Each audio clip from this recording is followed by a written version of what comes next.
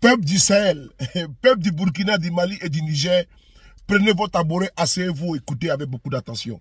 Oui, au Mali, au Burkina, au Niger, les pays sont en guerre contre les bandits armés, les terroristes, les voleurs, n'est-ce pas, de bétail. Là, au Mali, l'armée malienne est en train de cracher du feu. On écoute ensemble. C'est important. Avec le Burkina Faso, avec Bienvenue Taonsa, et le Mali également, le Niger. La puissance de feu est là pour freiner, neutraliser, concasser, briser l'élan des terroristes et les alliés. On écoute ensemble. Aujourd'hui, les FAMA ont détruit un pick-up, une moto et quelques combattants terroristes à Tejelanen, secteur de Gao. Le commentaire est signé Abdoulaye Sako. Partagez. L'état-major général des armées informe l'opinion que ce 16 juin 2024, lors d'une reconnaissance aérienne dans le secteur de Tejelanen, secteur de Gao, les FAMA ont détruit un pick-up, une moto et quelques combattants terroristes à 1,15 km au sud-est de la localité. Par ailleurs, au cours des opérations de ratissage dans le secteur de Kemasina, Diafarabé, Tenenkou et Diondjori, les FAMA ont, le 15 juin 2024, neutralisé un terroriste avec son AK-47 et appréhendé 3 guetteurs avec AK-47, puis récupéré 3 motos, 2 radios talkie et 2 boîtes chargeurs lors de la reconnaissance offensive dans la localité de Diondjori et environ.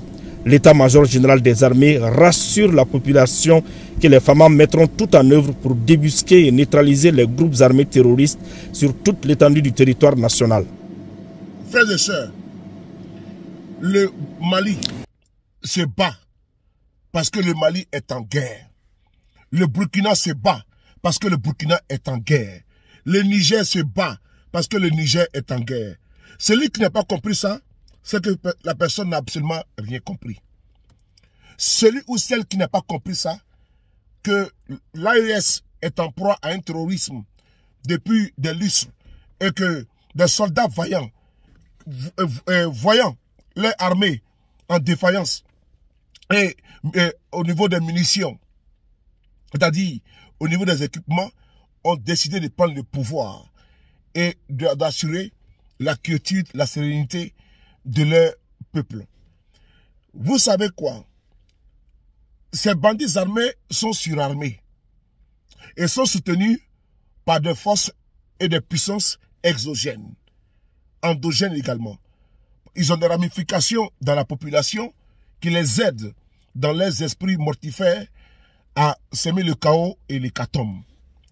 Ce qui est incontestable aujourd'hui, c'est que les peuples du Sahel, de l'AES, ont compris l'enjeu. Que ce soit au Burkina Faso, avec le capitaine président Ibrahim Traoré. Certes, la situation n'est pas facile dans l'AES, que ce soit au Burkina, au Mali, au Niger. Mais force est de constater qu'ils ont décidé quand même de pouvoir se battre convenablement et d'apporter la quiétude, la sérénité à leurs concitoyens. C'est dans cette dynamique également, on va écouter encore une autre vidéo au Mali. Au Mali encore, où les drones font leur travail, où l'armée fait son travail sur le terrain. C'est important. Que ce soit au Niger, nous allons partager les vidéos. Au Mali, on va faire pareillement. Idem pour le Burkina Faso. Nous sommes dans une communication, une guerre de communication. On doit toujours informer. On écoute ensemble.